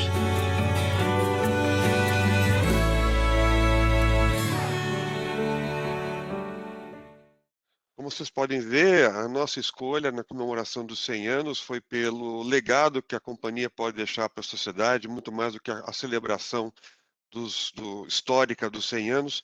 E esse exemplo de Moça é um exemplo claro do legado que a gente pode, obviamente, contribuir. O outro exemplo, que é essa iniciativa socioambiental da Nestlé, que a gente reduz para faz bem para o mundo, é uma iniciativa liderada pela marca corporativa. No próximo slide, vocês podem ver quais são as traduções que a gente dá para esse conceito. Vale tudo aqui, tudo que tem a ver com recriar, reduzir, repensar. Aqui vale embalagens, vale qualquer toque que a gente possa dar na nossa cadeia de valor. E no próximo slide, vocês vão ver, por exemplo, o exemplo que eu quero trazer aqui é a nossa parceria com o Kataki. Não sei se vocês conhecem. Quem não conhece, eu sugiro que entrem no site deles, no app deles, para conhecer. É uma associação de catadores aqui de São Paulo. Obviamente que a gente está pensando na expansão dessa parceria para o país inteiro, mas eles são muito importantes para, como vocês devem saber, para todo o tema de reciclagem em São Paulo. Tive o prazer de estar muito próximo deles, entendendo todo o trabalho do Kataki, e essa colaboração tem vários ângulos. Eu queria trazer para vocês alguns ângulos que estão nos slides a seguir. Por favor, Márcia. Nós fizemos um acordo com eles de participação efetiva no ciclo de reciclagem deles, ou seja, fizemos inclusive um trabalho com a Universidade de São Paulo de criação de triciclos, e fizemos a doação desses triciclos elétricos. No próximo slide tem uma foto que vai trazer à luz o que são esses veículos elétricos, para facilitar a vida dos catadores, né, aumentar a produtividade. E é um piloto que tá na rua, faz já 6 meses que está na rua. A gente está testando esse modelo, mas a nossa parceria com eles não para por aí. Recentemente, próximo slide, Márcia, nós fizemos uma parceria com eles na Semana do Meio Ambiente. Dá uma olhada na mensagem que esse catador colocou na sua carroça, eu achei bastante interessante. Fizemos uma parceria com eles, uma homenagem aos catadores, porque é uma turma que normalmente na rua só leva buzinada, porque estão atrapalhando o trânsito, mas o trabalho deles é muito importante, a gente quis fazer esse reconhecimento. No próximo slide, vocês vão ver a nossa estratégia, ou seja, a gente quis usar mídia segmentada na rua, né, outdoors, para fazer essa homenagem para os catadores. Escolhemos 8 personagens e fizemos uma campanha que foi para a rua. Vocês podem ver no próximo slide o começo delas, ou seja, aqui está o Carlão, que trabalha há 40 anos na Zona Leste. No próximo exemplo, vocês vão ver o Luiz, que trabalha na região da Faria Lima. E no próximo slide vocês podem ver o conjunto dos outdoors que a gente usou para homenagear esses catadores. Dentre eles, inclusive, você vê duas mulheres que são catadoras há muito tempo também. No próximo slide vocês vão ver que, para ajudá-los, a gente criou inclusive um Pix que pode receber doações. Isso esse Pix está sendo divulgado nas redes sociais, e também os próprios catadores estão usando esse QR Code nas suas carroças, para que as pessoas passando na rua possam, inclusive, acessar a plataforma. No próximo slide, vocês vão ver que, além disso, a gente, obviamente, em tempos de pandemia, muito preocupados com a segurança deles, a gente fez, obviamente, uma doação também, e com mensagens, né? Não é só a questão da doação dos uniformes, né, das luvas, do álcool gel e das faixas refletoras, mas também mensagens de valorização desse trabalho. Vocês podem ver aqui no uniforme: buzine para o vizinho que não recicle, respeite quem está reciclando o seu resíduo, um mundo mais sustentável pede passagem. Tudo a ver com aquela situação de você encontrar as carroças dos catadores nas ruas, e essa mensagem para eles foi muito importante. No próximo slide, tem um pequeno vídeo que eu vou pedir para rodar, de uma das catadoras que foi homenageada, e quando ela viu a peça no celular, ela ficou bastante emocionada. Vamos dar uma olhadinha rápida, é um vídeo bastante rápido. Obrigado, Márcia. Impressionada por ser homenageado, isso é uma homenagem pra gente, catadora. Olha só que legal. Que top! Nossa, é do Repensar, que legal! Que linda, alô, Centro de São Paulo! Sabe quem ajuda a manter a cidade limpa? A Franciele, catadora de reciclagem. Nossa, eu tô muito feliz, velho! Primeira vez que eu tenho reconhecimento da minha vida, de qualquer coisa. E vai estar aí nas ruas, né? Nos lugares. Vai estar nas propagandas. A gente não sabe aonde tá, mas se você encontrar ali, você tira uma foto. Tira uma foto e me manda. O próximo assunto tem a ver com plástico. Nós estamos num processo há 3 anos, e parece que é um tema muito fácil. Vamos tomar a decisão de trocar os canudos de plástico dos nossos produtos Nescau pronto para beber e vamos colocar em papel. Não é nada fácil. Nesse primeiro momento, a gente não encontrou nenhum fornecedor, não estou falando do Brasil, estou falando do mundo, capaz de atender a nossa demanda. Então, nós fomos fazendo isso pouco a pouco e, recentemente, faz uns 4 meses, a gente conseguiu a meta de trocar 100% de todos os canudos de plástico dessa embalagem. No próximo slide, vocês vão ver a execução desse produto, canudo de papel. E com isso a gente conseguiu reduzir 420 toneladas de plástico.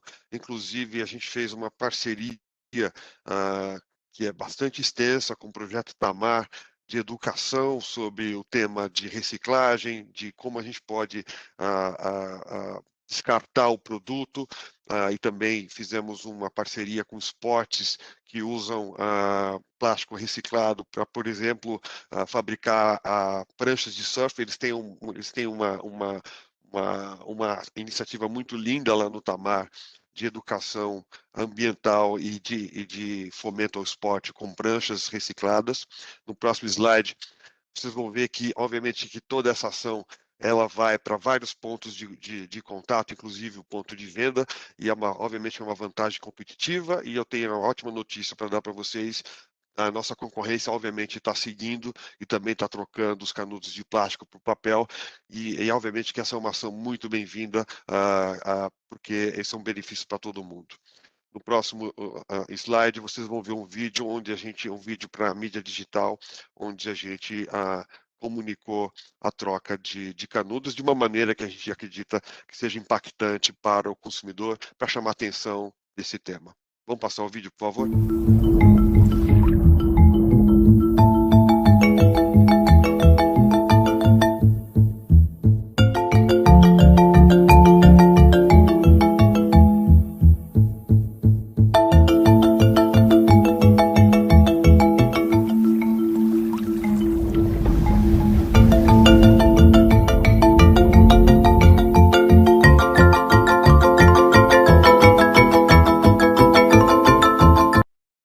Aqui tem um vídeo da mesma linha de redução de plástico e de água. Eu só vou passar esse vídeo da fábrica de Caçapava de chocolates, onde vocês vão ver um outro esforço de outra marca. Nós temos esforços parecidos para todas as nossas marcas, mas só para vocês terem uma ideia um pouquinho amplificada de como nós estamos tratando o tema na fábrica. Por favor, vamos passar esse vídeo. Nestlé 100 anos apresenta a sustentável fábrica de chocolates para os chocolates Nestlé. Sustentabilidade. Hoje todo mundo fala nesse assunto, que é da maior importância. Mas você já parou para pensar o que é exatamente sustentabilidade? Olá, sejam bem-vindos à fábrica de chocolates Nestlé. Aqui é feito Choquito, Prestígio, Soufflé, Alpino, Kit Kat e, claro, a caixa de especialidades Nestlé. Mas aqui o foco é outro. Vem comigo! Eu vou te mostrar como os chocolates Nestlé estão de olho no nosso futuro. A Nestlé tirou o plástico que envolvia a caixa e só com essa atitude ela está eliminando 450 toneladas de plástico por ano. Para fabricar todas essas delícias, a Nestlé usa processos super eficientes. E só para vocês terem uma ideia, no último ano a gente deixou de usar mais de 10.700 metros cúbicos de água. A iluminação da linha de Kit Kat vem 100% de energia solar. E 70% do consumo de energia elétrica da fábrica vem de fontes renováveis. Pensou que acabou? Nada! É só o começo! Até 2025, 100% das embalagens da Nestlé serão feitas com materiais recicláveis ou reutilizáveis. A Nestlé está ajudando a cuidar do nosso futuro, repensando suas embalagens e operações. Essa é a parte dela. Faça a sua também. Chocolate é Nestlé. E Nestlé é do Brasil há 100 anos.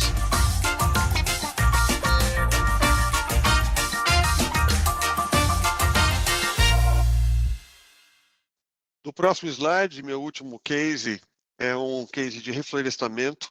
É um acordo global que fizemos e a marca Mucilon está plantando 1 milhão de árvores na Mata Atlântica, no sul da Bahia. No próximo slide vocês podem ver o conceito, cuidar do filho como se fosse um mundo, cuidar do mundo como se fosse um filho, para a marca Mucilon, para lançar essa iniciativa. E no próximo slide, aqui tem detalhes do nosso acordo, né, para esse reflorestamento, e a maneira que a marca escolheu de se conectar é que cada consumidor que entrar no site do Mucilon pode dedicar uma árvore para o seu filho, e obviamente que a gente vai prestando conta para os consumidores. No próximo slide você pode ver como é que a gente está prestando conta. Até dia 13 de julho tinham quase 415 árvores plantadas com os nomes das crianças.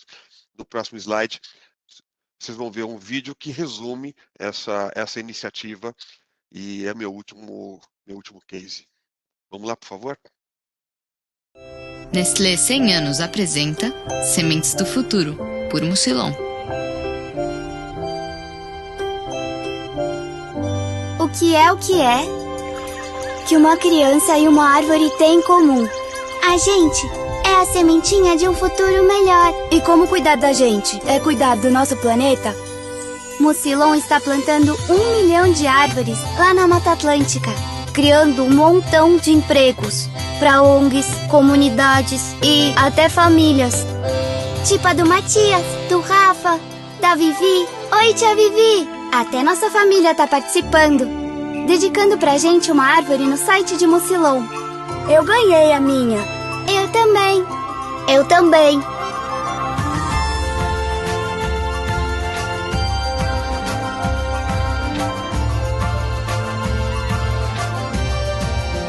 Quando se planta o bem, todo mundo colhe um mundo melhor. Boa noite. Mucilon é da Nestlé. E Nestlé é do Brasil há 100 anos.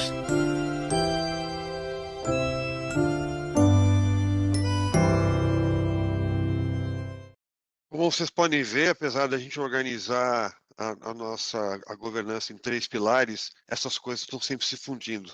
Uma atividade de planeta, de sustentabilidade, obviamente que toca as comunidades, toca as pessoas.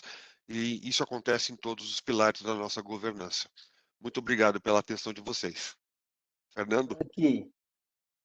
Frank, espetacular, sensacional, emocionante esses vídeos, hein? Parabéns aí por toda essa produção, tá muito bacana e é muito gratificante ver isso acontecendo na prática.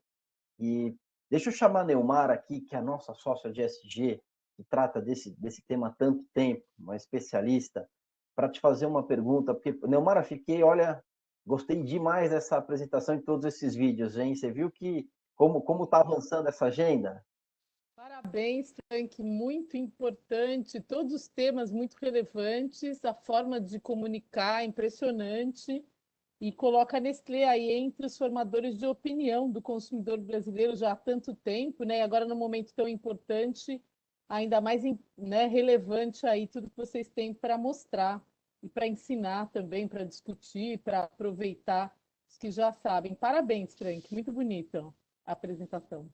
Muito obrigado, Inomara. Uma coisa que eu até comentei com o Fernando outro dia num call, é que ele falou a palavra agenda, a gente usa a palavra jornada. Ou seja, ela começou há muito tempo atrás, mas ela não tem data para terminar. E a gente fala isso com muita humildade, porque tem muita coisa ainda por fazer, e obviamente que os conceitos vão evoluindo e a gente tem que estar super atualizado. Mas a ideia é que, à medida que a gente vai fazendo, a gente vai comunicando, a gente vai prestando conta para a sociedade. De novo, com muita humildade. Eu acho que a gente tem tempo para umas perguntas, não tem? Sim, vamos fazer a Então, primeira aqui deixa para o eu Frank, depois eu faço uma aproveitar todinha.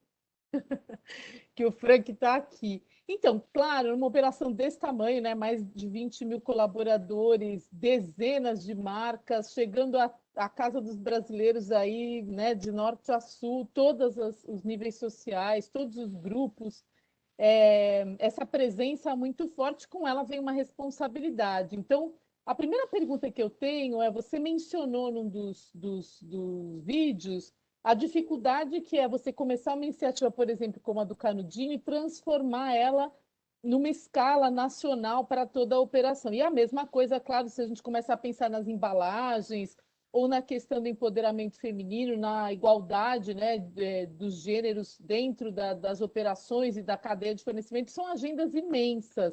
Como é que vocês pensam esse futuro?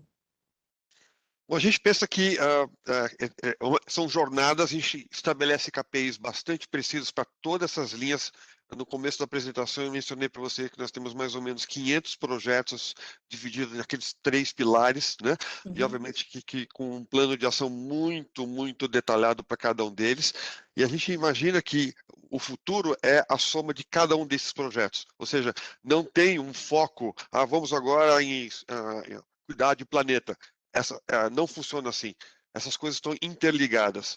É fundamental a gente continuar cuidando de fortificação de nutrientes num país que tem problemas sérios de nutrição.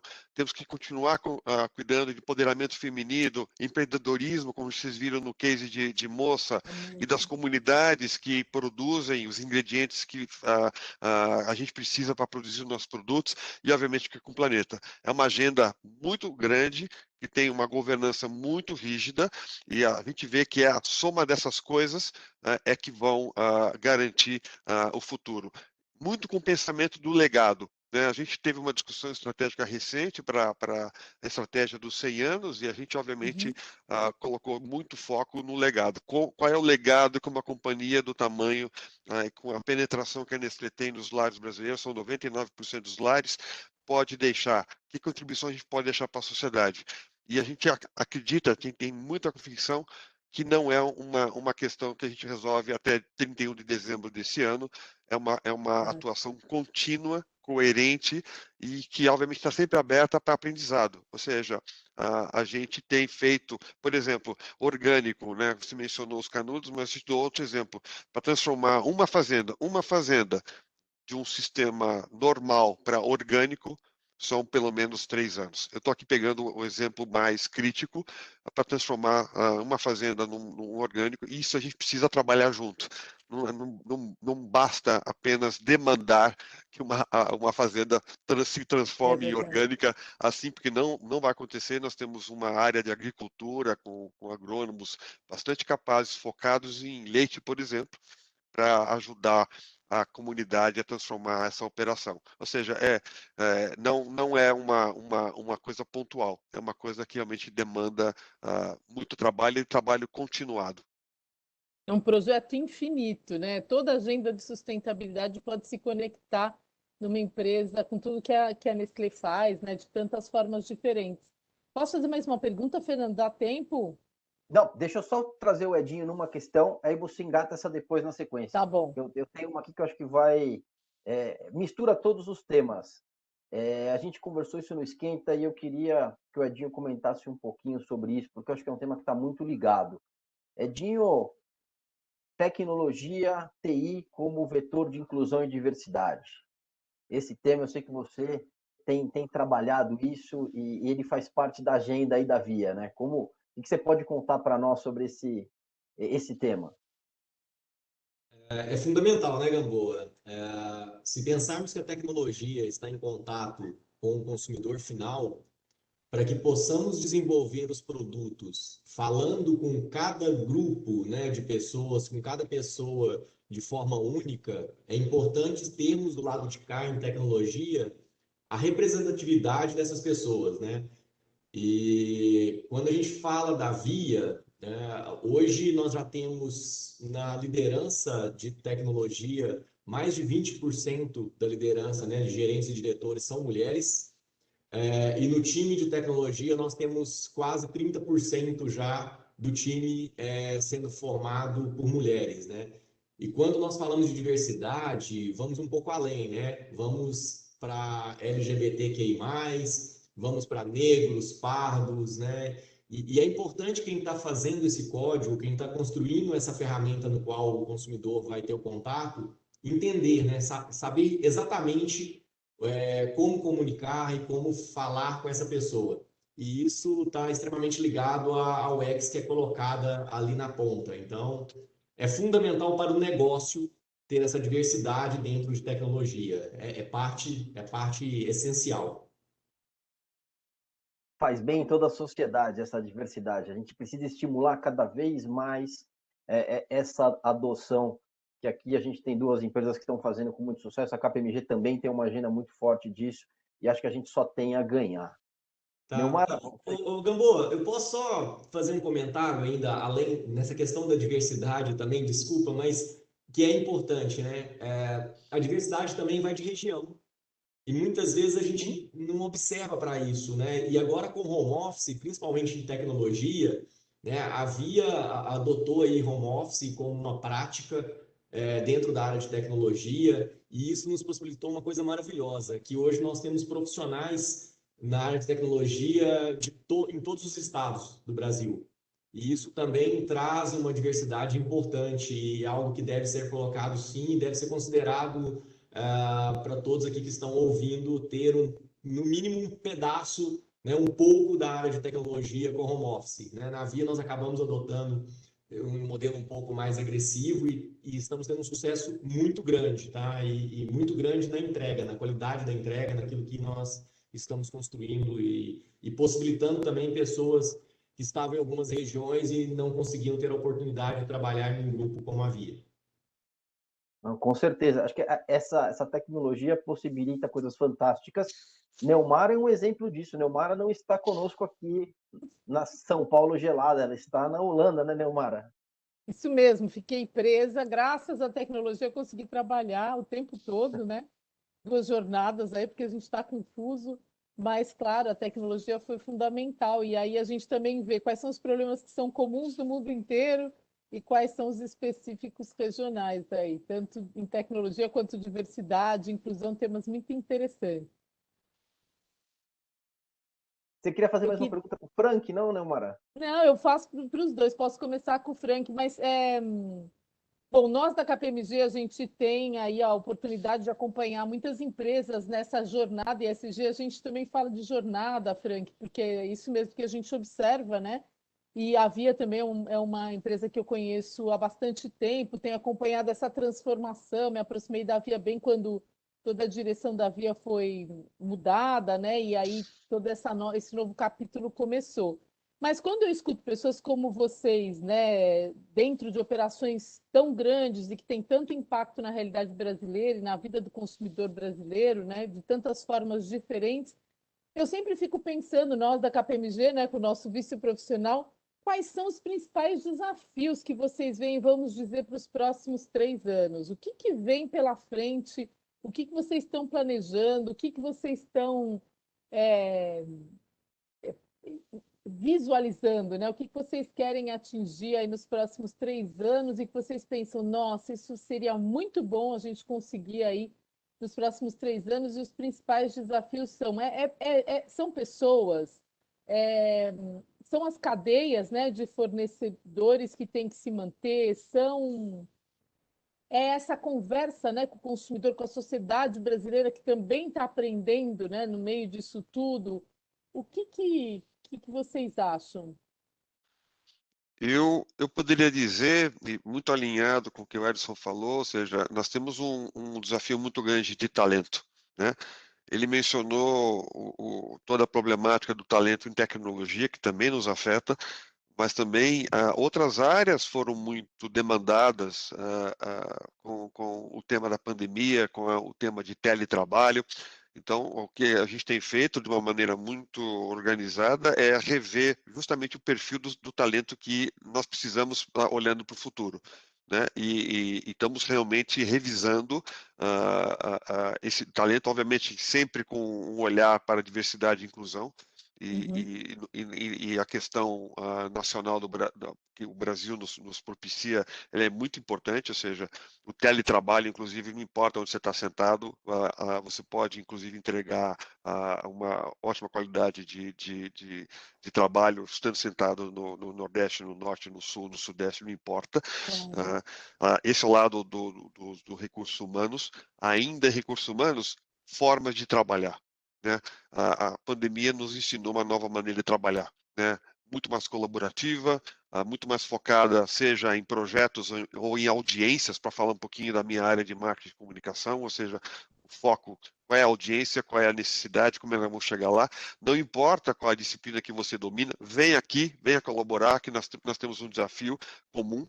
Então, a forma de trabalhar tá mudando muito, e obviamente que isso também interfere nos soft skills, ou seja, na capacidade que pessoas têm em colaborar em time, né? Não pode ser aquela coisa, eu sou o cara que joga sozinho no time, não existe mais. A gente acredita que isso está cada vez menos valioso, e obviamente que no lado da sustentabilidade, você já tocou o assunto, como desenvolver as cadeias de uma maneira que a gente chama de end-to-end, né? Ou seja, ter realmente a certeza e a convicção que nós estamos conseguindo cuidar dessa cadeia como um todo para gerar valor, não só para acionistas, mas também para a sociedade, como a gente costuma dizer aqui na Nestlé. Obrigada, Frank. Muito bom, Frank. Eu acho que estamos muito alinhados sem termos acordado nada. Você colocou muito bem essas questões, né, de pessoas, né? Eu carrego isso como um mantra na minha vida profissional há muitos anos, e isso casa muito com o que a Via tem como filosofia. E pessoas é o foco, né? Teremos desafios em atrair mais talentos, teremos desafios em manter talentos, e eu acho que todas essas empresas que estiverem pensando no futuro, estiverem pensando em daqui a 3 anos, tem que pensar exclusivamente em pessoas. Né? O restante tudo é construído com essas pessoas e com o que eles trouxeram e que vão trazer para dentro do game. Não tenho dúvida disso, e todos os outros temas que foram colocados, de ESG, diversidade, fazem parte de falarmos de pessoas. Né? Somos seres humanos, a pandemia foi algo muito triste que aconteceu, né, com todos nós, mas de certa forma ela nos ajudou nesse quesito. Né, e nos tornarmos mais humanos, e preocuparmos um pouco mais com algumas coisas que até ontem o ser humano não entendia com tanta clareza. Então, eu acredito que o foco tem que ser por aí, a gente tem que continuar nessa jornada, a pandemia vai passar, né? Está passando, e tomara aí que em breve a vida seja possível de ser vivida de forma normal, né?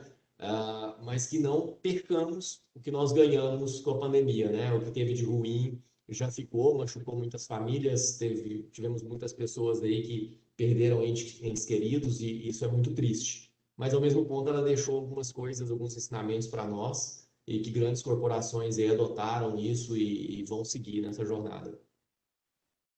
É muito interessante como a gente volta ao tema, né? São as pessoas que vão transformar o mundo e construir esse próximo capítulo aí. Vamos precisar de muitas pessoas para fazer isso. É isso aí.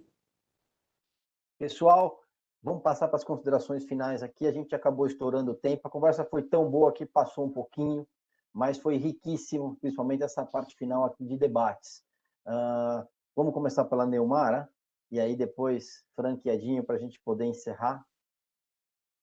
Olha, eu acho que é sempre muito confortante, acho que é a palavra, poder ter um momento desse para conhecer as práticas de empresas como as de vocês. Eu acho que a gente, como brasileiro, que todo dia aí pensa em tantos problemas que a gente tem para resolver, ter aliados como vocês com foco em problemas tão concretos da sociedade, né, ao mesmo tempo que o negócio vai se desenvolvendo, é confortante, reconfortante, né? Muito inspirador.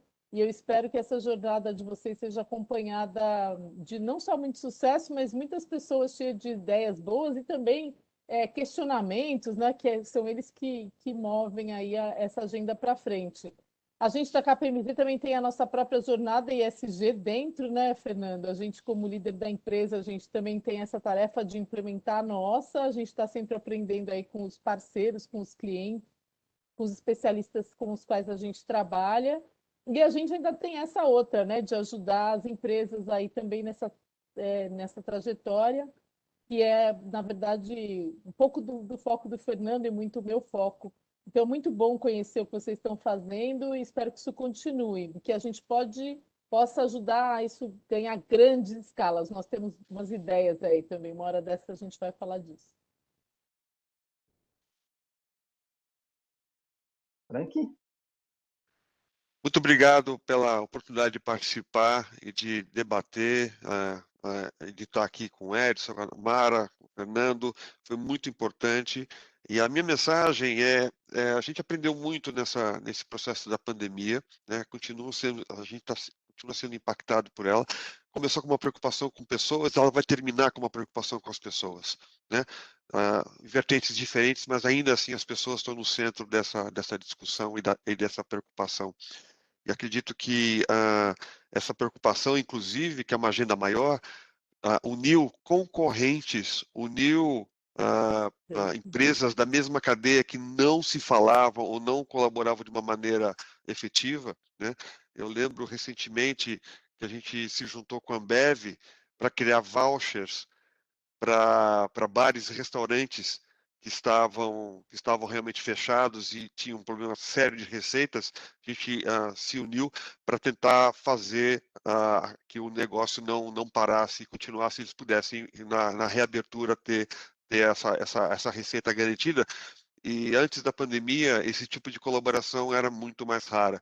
Então, a gente aprendeu com colegas que se a gente focar a agenda nas pessoas, outros temas vão ficar menores e a gente vai conseguir contribuir e deixar um legado para a sociedade.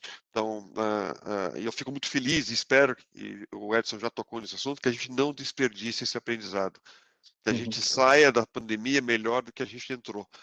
Então, eu sou um otimista por natureza, eu acredito que nós vamos seguir por esse caminho. Então, muito obrigado pelo convite novamente. Um abraço a todos. Bem, serei breve, vou agradecer a todos vocês aqui pelo convite, né? Foi uma honra estar aqui com vocês nesse momento e quero deixar aberto o meu canal, se quiserem entrar em contato, perguntar alguma questão sobre transformação digital, que às vezes não teve tempo aqui, fiquem à vontade de me mencionar ali no LinkedIn, tá? Só procurar ali por Edson Tavares, vão me encontrar e estou à disposição de todos que estão aqui conosco nessa palestra e aquelas pessoas que também estão nos assistindo. Muito obrigado e contem comigo sempre que necessitar. Muito obrigado. Em nome da KPMG, mais uma vez queria agradecer demais, Silvio, Neumara, Edinho, Frank, foi excelente. Olha, eu recebi bastante elogio aqui no WhatsApp, o pessoal gosta de mandar mais no WhatsApp do que no quadro aqui, o pessoal gostou demais, foi muito elogiado. A gente vai fazer agora a gravação e disponibilizar nas nossas plataformas. Muitíssimo obrigado, foi muito boa essa conversa, agradecer demais a vocês. Tenham um bom dia, um dia mais quente nesse dia tão gelado de São Paulo, que a gente fique bem, todos bem e seguros, torcendo pelo final dessa pandemia. De novo, obrigado, um abraço a todos e muito bom dia. Obrigado, gente. Tchau. Bom dia. Tchau.